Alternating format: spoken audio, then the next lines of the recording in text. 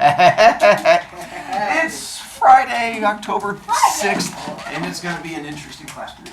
Let's see. Yeah. Let's see, as we go through quiz on Monday, not quiz today, so it means if you have not redone your 9-week assessment, whatever grade you see on Skyward is your grade for me. It's locked in and done. The only way to change that grade is by turning stuff in. So technically your grade can't go down. If you go back and have an old quiz you want to fix, you can fix it and then email me, get up to a C-. If you want to fix the 9-week assessment, you don't have to email me. Those I'll do automatically, and those I'll do this weekend. And then other than that, you should be good.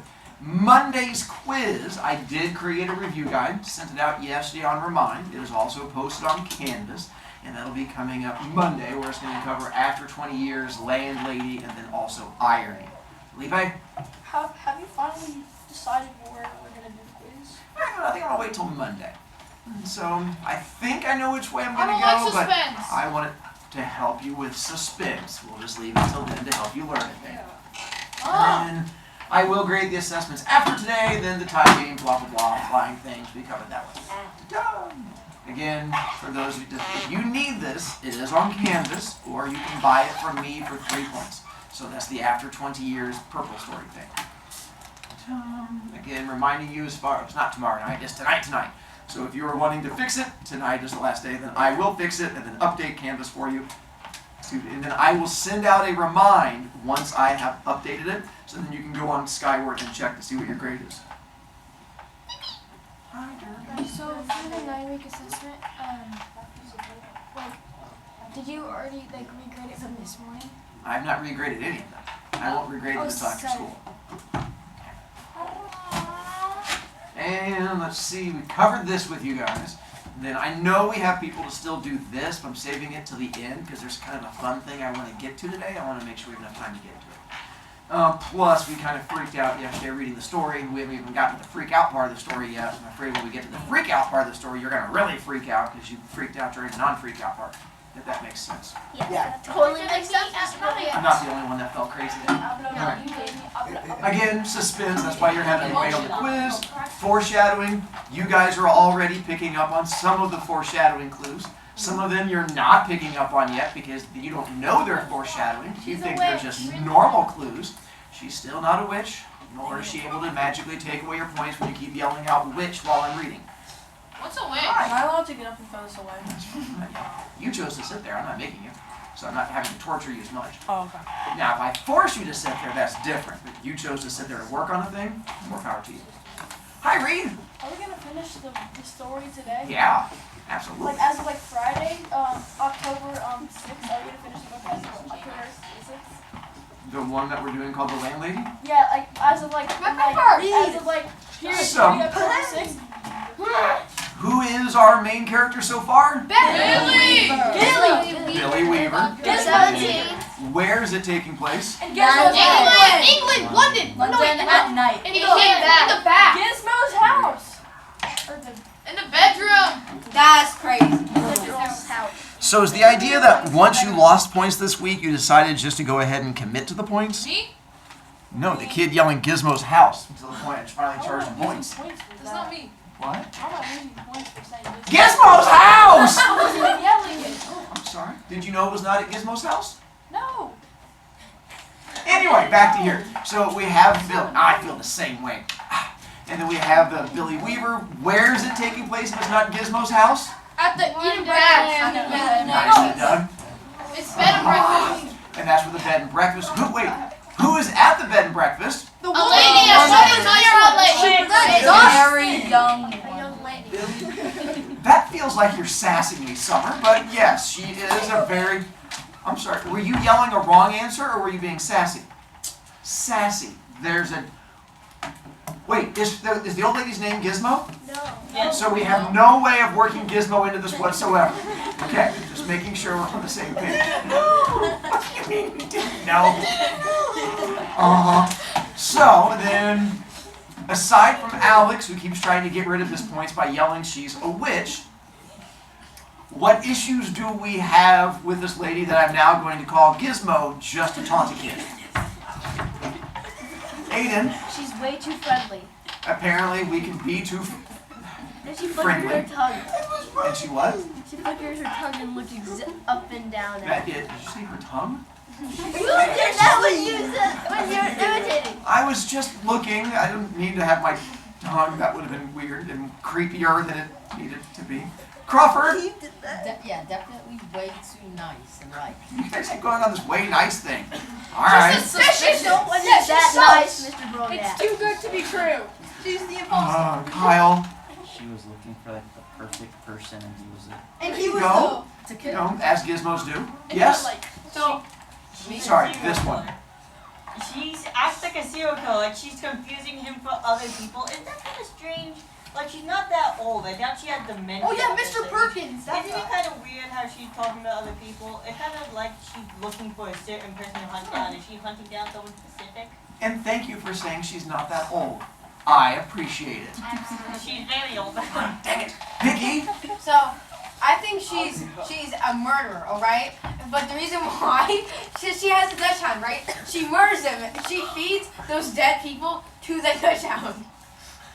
I apologize. Read before I move on. Show you my I'll take a photo of my dog. Yeah. My dog. so she didn't have a name in the story. True. So I was making a name up because, in previous books, we made up names for other characters. So I just would make up a name Gizmo because I thought it was pleasant. So I think I should get my points back. What do you think? What do you think? I think we have a dachshund. We are wrong! I have a Again, the I have only- a dachshund, guys. What? The only time I've seen Monastra get excited in my class when she sees a picture of a little wiener dog. Get off your Which, by the way, we don't kill the wiener dogs. I'm going to go ahead and say that right. Reese, why are you on your phone? Wait. Yes, you are. Literally, I've never been on my phone. See, I would have been yelling at Reese on my own, but then a kid tried to read away their points by yelling That's loud. me, guys. No. If I give you a photo of my dog, can you put him on the board for the dachshund Yeah. instead? Okay. Can I get it now? Yeah, I'm not going to switch it out right now, but I mean, I can do it for like next year's kids. The dog Can't is travel super through annoying. time. That's all I'll say. I'll give you both of my dachshunds too. Then we talked about bed and breakfast. That's some pictures. I think this is where we left. You were right. that No, is we were vicious. past that. We were You're past past that. that. We were past Well, we've that. not, this is No, yeah, that's picture-wise, this is as far as I Yeah. have gotten with the hot water thing. All right, so we were going up the stairs. No. We were Mr. Perkins. Yeah, we were in the bedroom already. No, she Let's just looked at him and Not make it any more creepy than we need to. So we're on the back side, first column, on the left, right after it says the Mr. Weaver, because we found out the name issue. Yeah, how nice. Hi, Reed. I think I get my points back. I was just trying to be funny. So this is where it goes to thank you. Let me see. Oh, and you might light the gas fire at any time if you feel chilly. Oh, and not only do I have pictures, I have brought in show and tell items to connect the story. That's special. Try to make it kind of fun for a Friday morning. Yeah, Where we at? we're at the It's Weaver. Back, first column, right here. Mr. Weaver. Can you please How tell me? nice. Third column, left hand. Wait, can you just show me? It says Mr. Weaver, how nice. You mean first column, third paragraph? Mr. Weaver, how nice. I put a hot water bottle between the sheets to air them out, Mr. Weaver. It's such a comfort to have a heated bottle in a strange bed with clean sheets, don't you agree? And you may light the gas fire at any time if you feel chilly. Thank you, Billy said. Thank you ever so much. He noticed that the bedspread had been taken off the bed and that the sheets had been neatly turned back on one side, all ready for someone to get in. I'm so glad you appeared, she said, looking earnestly into his face. I was beginning to get worried. Oh, that's all right, Billy answered brightly. You mustn't worry about me. He put his suitcase on the chair and started to open it. What about supper, my dear? Did you manage to get anything to eat before you came here? Not a bit hungry, thank you. I think I'll just go to bed as soon as possible, because tomorrow I've got to get up rather early and report to the office.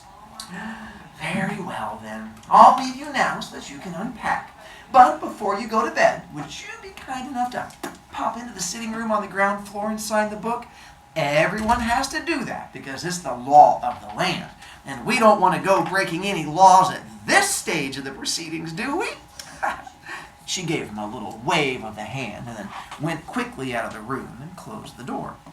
The book she's talking about, since I'm assuming you guys don't go out and stay at hotels on your own, is it's like a legal thing to keep track of who stays in a place for taxes. You have to go down and sign a book, like when you showed up, when you leave, and stuff like that. That's what you have to do at hotels.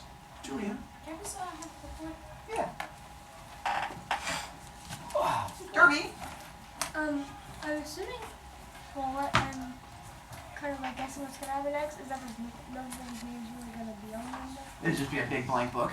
We're going to find out in a moment. Hey, Alex. I want to go back to my Yeah, seat. as long as you're done. So Oh, you're okay. done. Let's see. So, now the fact that his landlady appeared to be slightly off her rocker didn't worry Billy in the least. After all, she was not only harmless, there was no question about that, but she was also quite obviously a kind and generous soul. He guessed that she'd probably lost a son in the war or something like that, and had never gotten over it. The idiom, slightly off her rocker, do you know what that means? No, mentally slightly off. Just a little. Again, not not like, Freddy Krueger's not off his rocker. Freddy Krueger's a psycho. The guy with the big pointy fingernails. But meaning just more like grandma. What happened to his face? Or something that happened to his face. So he said, not only is she friendly, but she's harmless, and she probably lost a son in the World War II, because this is taking place just after it, and that's probably what explains issues. So a few minutes later, after unpacking his suitcase and washing his hands, he trotted downstairs to the ground floor and entered the living room. His landlady wasn't there, but the fire was glowing in the hearth, and the little dachshund was still sleeping in front of it. The room was wonderfully warm and cozy. I'm a lucky fella, he thought, rubbing his hands. This is a bit of all right. He found the guest book lying open on the piano, so he took out his pen and wrote down his name and address. There were only 2 other entries above his on the page, and as one always does with guest books, he started to read them. One was a Christopher Mulholland from Cardiff, and the other was Gregory W. Temple from Bristol. Huh. That's funny, he thought suddenly. Christopher Mulholland? That name rings a bell. Now, where on earth had he heard that rather unusual name before? Was he a boy at school? No. Oh, one of his sister's numerous young men, perhaps? Or maybe as a friend of his father's? No, it wasn't any of those. He glanced down again at the book. Christopher Mulholland, 231 Cathedral Road, Cardiff. Gregory W. Temple, 27 Sycamore Drive, Bristol. Huh. As a matter of fact, now that he came to think of it, he wasn't at all sure that the second name didn't have almost as much of a familiar ring about it as the first. Gregory Temple, he said aloud, searching his memory. Christopher Mulholland. Such charming boys, a voice behind him answered, and he turned and saw his landlady sailing into the room with a large silver tea tray in her hands. She was holding it well out in front of her and rather high up, as though the tray were a pair of reins on a frisky horse. Again, I hate to do this, but I think it needs to be demonstrated with my little props, how she's walking into the room. So, these are our little teacups.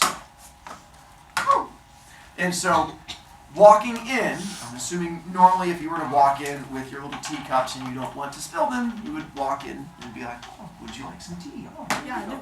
That's not how she walks in. She walks in and then sets it down. And so, she's a little odd, but it's just the fact that she's walking in with it high held up like this before she comes in and then sets it down. So like really briskly and then pops it. Callie? Are we sure the dachshund's sleeping or is it dead? Oh, wow, that's scary. I mean, we don't kill dachshunds. Who would do such? Crawford? Is it because there's poison in the tea? So maybe something to breathe in, perhaps? Man, you guys are really trying to kill people off, aren't you? Maybe. She's off. Let's keep it like that. Let's keep it like that. You can't just go from being off to poisoning someone. There's got to be like an in-between in there somewhere. Makes me kind of wonder what happens at your guys' family reunions. I don't have to. Well, you don't have to. Yeah, that explains a lot too. Yeah, they all drank the tea. They did. They sound somehow familiar. They do? How interesting. Yeah, I'm almost positive I've heard those names before somewhere. Huh, isn't that queer? Maybe it was in the newspapers? They weren't famous in any way, were they? I mean, like famous cricketers or footballers or something like that? Do you guys know what a cricketer is? Yeah.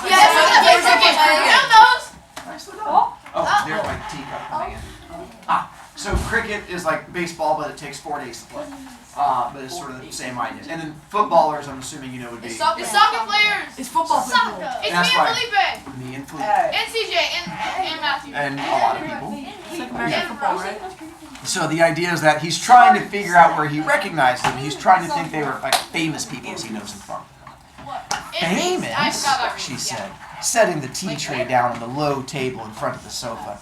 Oh, no, I don't think they were famous, but they were extraordinarily handsome. Both of them. How are you? It's okay to be handsome. Oh my goodness gracious. But they were extraordinarily handsome. Both of them. I can promise you that. They were tall and young and handsome, my dear. Just exactly like you. Sus. Okay. Summer? Using past tense. They're gone. Remember, no one's staying here. They're gone. They're dead. Like, get in the basement! Exactly. Alex. They met in the bedroom. I have a theory. Uh-huh. So it's about her being a witch. So the reason that he is so familiar with them is because the witch put him in a time loop, but each like past iteration was a different name, and that's why they all look so Past similar. versions of him. Someone's been watching too much Loki. Felipe? Will you give me money if I predict this? No. Cause you already read it. They're gonna be at 3:01 o'clock in the bedroom. How much you bet she put both bodies in the fire?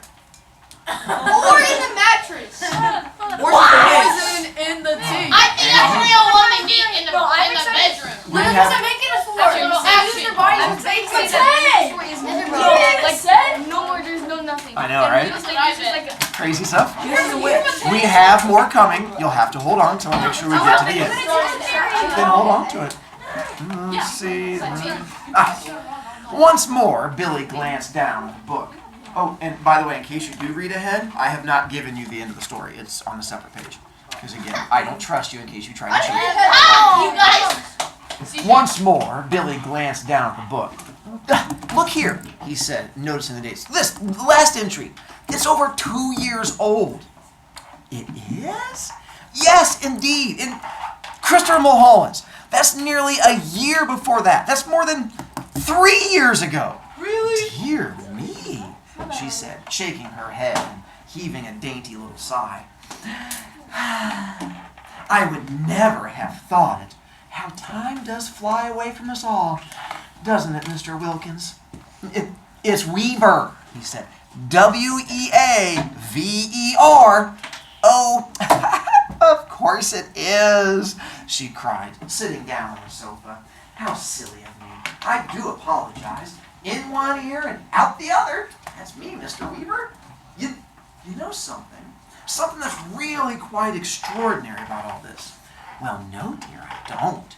Well, okay, you see, both of these names, Mulholland and Temple, I not only seem to remember each of them separately, so to speak, but somehow or other, in some peculiar way, they both appear to be sort of like connected together as well, as though they were both famous for the same sort of thing. If you see what I mean, like Dipsy and Tunney, for example, or Churchill and Roosevelt. So he's referring to, again, this is back in the 1950s. So Dipsy and Tunney was this big boxing match that had happened years before, and it was like they still, whenever you talked about one, you talked about the other. Do you guys know who Churchill is? Yeah, Churchill is the prime minister during World War II, and Roosevelt is like the president, right? Yeah. And so oftentimes, because of World War II, their names were often connected together. So he's like, I recognize both these names, and for whatever reason, it feels like they're connected. You have to wait. We have more fun stuff coming. Who's Churchill? you're gonna have some. The President of England? No, he's the prime minister. I know, but that makes it much easier to understand. How amusing! But come over here now, dear, and sit down beside me on the sofa, and I'll give you a nice cup of tea and a ginger biscuit before you go to bed. Oh, you really shouldn't have. I didn't mean for you to do anything like that. He stood by the piano, watching her as she fussed about with the cups and saucers. He noticed that she had small, white, quickly moving hands and red fingernails.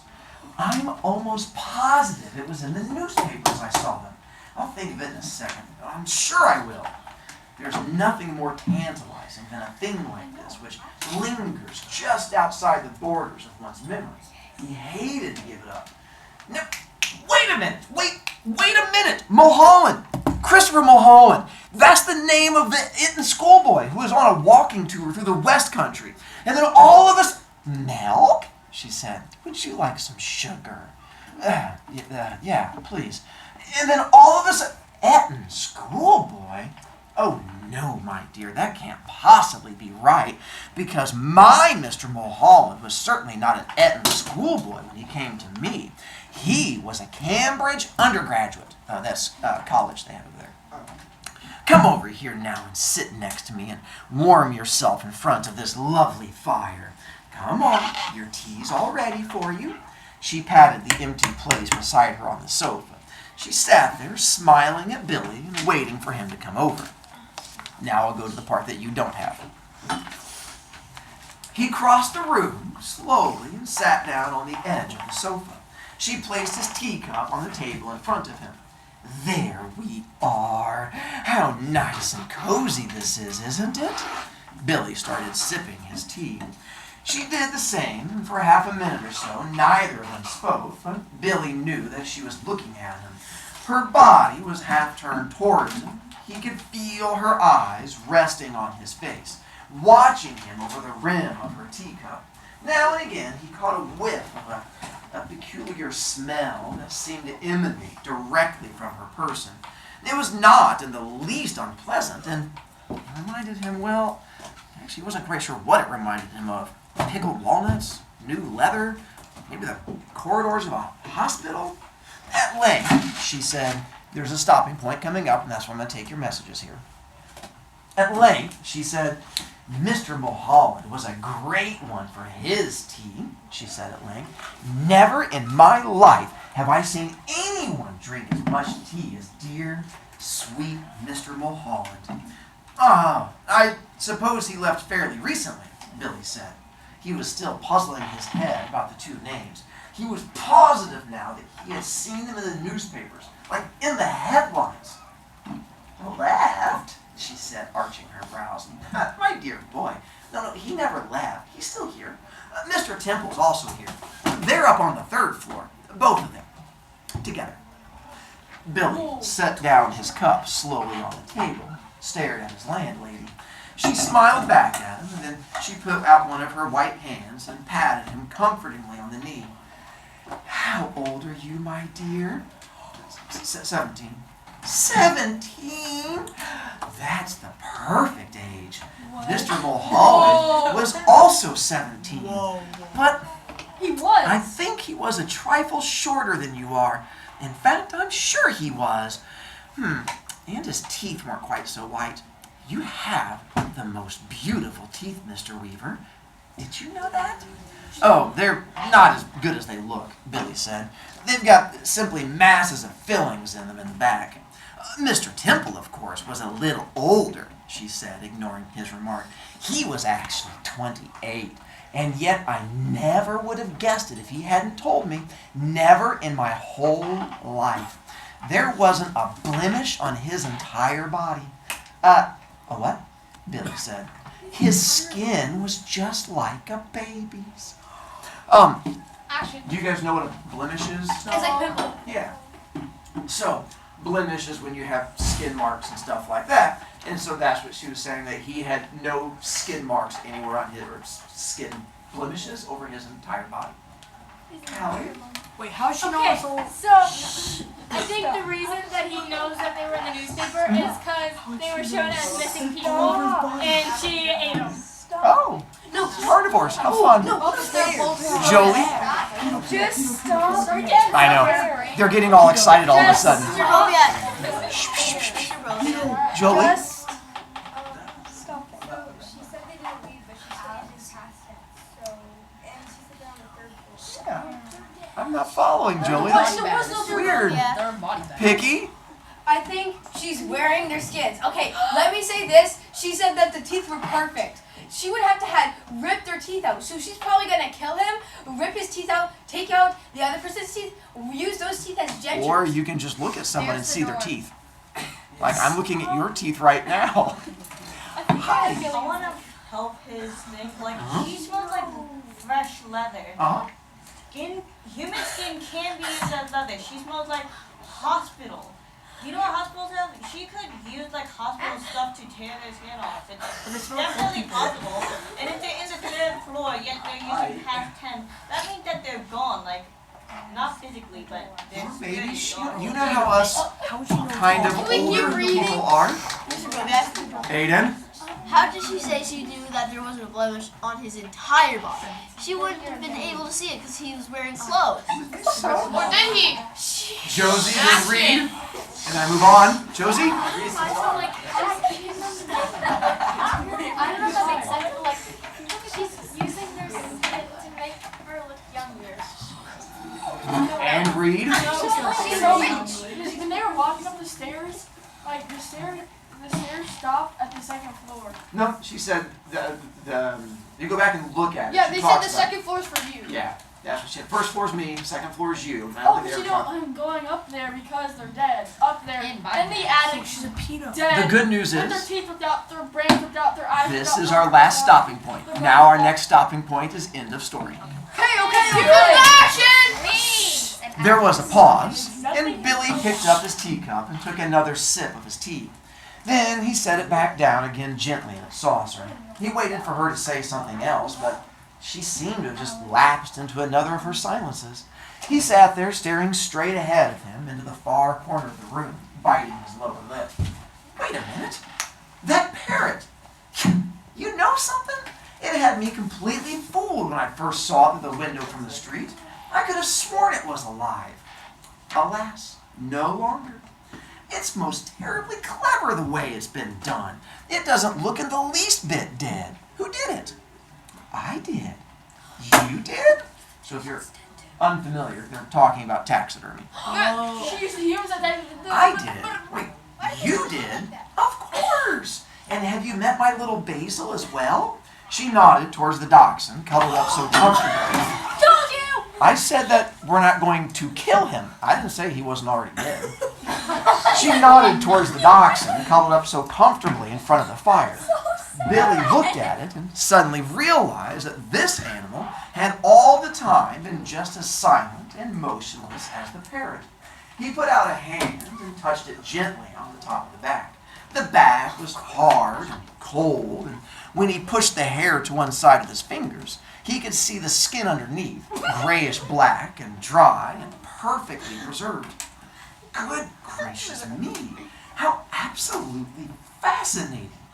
He turned away from the dog, stared with deep admiration at the little woman beside him on the sofa. It must have been awfully difficult to do a thing like that. Oh, not in the least. I stuffed all of my little pets myself when they passed away. Would you like to have another cup of tea? No, thank you, Billy said. The tea tasted faintly of bitter almonds, and he didn't much care for it. You did sign the book, didn't you? Oh, yes. Well, that's good, because later on, if I happen to forget what you were called, then I can always come down here and look it up. I still do that almost every day with Mr. Mulholland and Mr. Temple, Billy said. Gregory Temple. Excuse my asking, but haven't there been any other guests here except them in the last 2 or 3 years? Holding her teacup high in one hand and inclining her head slightly to the left, she looked up at him out of the corners of her eyes and gave him another gentle little smile. No, dear, only you. And that's where the story stops. Wait, what? No, but this one has an ending, so we have to put it all together. I hate you. She taxidermy. Okay. Now, here's where. Keto or taxidermy. Yo, sus. Here's our dachshund and parrot. Oh, wait, she had one of those kind of dogs. Oh, those are all Hopefully hers is a bit more likely. I have the second half of it I can give to you here in a moment. I have copies on my desk, or you can just get it from there. So come time for quiz on Monday, you can have access to it. So let's take a look at foreshadowing clues to figure out what happened at the end, because it just stops in the middle of this conversation. The tea killed us. Billy's tea tasting of bitter almonds. Do you know what bitter almonds is a signifier of? Poison. Specifically, toxins. cyanide. So cyanide It's because is, you're just tasteless and Like cyanide. smellless powder. no, that's, That's a different. You mean like in It's apples? used to cover up yeah, the so like apple seeds and apricot cores and stuff like that, peach pits, they all have this thing in them. That's where cyanide comes from. So it's like why you're not supposed to eat apple seeds, because if you eat enough apple seeds, you can die, because there's actual cyanide Well, I mean, in them. actually, I'm gonna technically, eat you those get apples superpowers. now. And so the same thing with like peach pits and stuff like that. Hang on, we'll come back. The dog and parrot are taxidermied. That's She foreshadowing. taxidermied other people. Yeah. Apparently, she likes to stuff all of her pets when they pass away. And apparently, if you have too much cyanide, what's going to happen to you? You died. You pass away. She is aware of the skin conditions of her guests. Why would she be? Because she taxidermied them. Because apparently, in the stuffing process, you have to have full access, so she's going to know. What? Hey, yo, what are you? That she smells like a hospital, leather, or pickles. Because. She stuffs. Pickles So, this is is how where- you preserve bodies, There you go. and leather is helps you Skin. blend. It's the things that help preserve things. It's the preservatives that go into it. So that's why she's smelling like that, because it's the things that you preserve the flesh so it doesn't rot. And she keeps pushing Billy to drink his tea. Because it has cyanide in it. And, so, and then what did she say about Mr. Mulholland? He drunk a Yeah, lot. her He skin. loved his tea. She's like, I've never seen anyone drink so much tea. And I'm sure she was like, Also, he could drink it. he drank a lot of tea, which made it easy. He recognizes the names of the past residents. Because They're in the not newspaper because they were missing. They were in the newspaper, so why did he connect them together? Because they were missing. Because they were missing. They were both missing together a year apart. When she wants to make sure he signed the book, So So the she next gets- person knows her victor. well, because So can she has she to ask know him his name later? No. No. So if she forgets what he's called, what does she have to do? Just like she does almost every day with Mr. Temple. No, There you he go. also put down his address, so if he goes off, he's gonna go into his house. He's gonna. And when he arrives, there are no other hats or coats in the closet. Because because So what is that supposed to imply? that it's empty. That is empty. But what does she tell him later? That there's people there. She explains they were all alone, and later the others never left. So how can they be all alone and yet they've never left? Because they're empty. Statues. There you go. When she makes the price of the room so cheap, It makes To it get like them a to million all dollars. in. that's like fishing. Does she matter how much money it costs? No. Why? Because Because they're you're gonna not gonna spend it. She's going to get all his money anyway in just a minute. So it doesn't matter how cheap she makes it. As soon as he did, she gets to go in there and just make it rain. Seeing the dog and parrot. When he first arrived, and Manasseh pointed out the dachshund, what is it he said about seeing animals in a place like this? Ooh, what did I teach you recently that would be an example of? Irony. ironic. Because he's saying, it's a good sign that I see these things. Is it a good sign? No. Does it make Manasseh sad? Yes. Do I hate your class? Yes.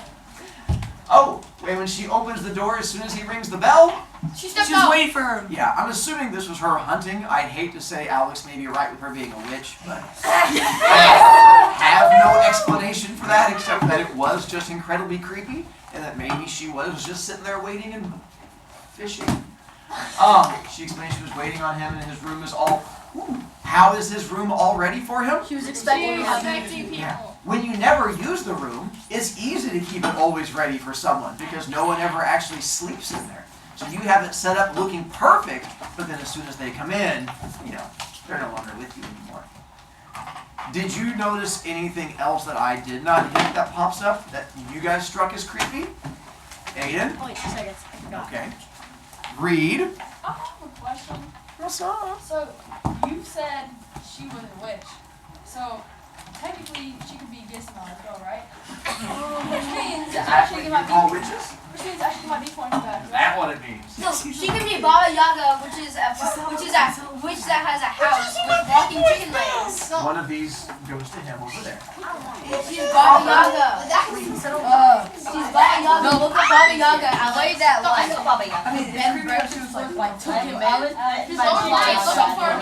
Yeah, I don't know either. I don't know if that goes back to the witch thing, which I'm trying to not agree with. It's inevitable. Her skin was pale like a witch. I'm not sure witches have pale skin. It's inevitable, Mr. Brovicast. You must admit it. She was a witch.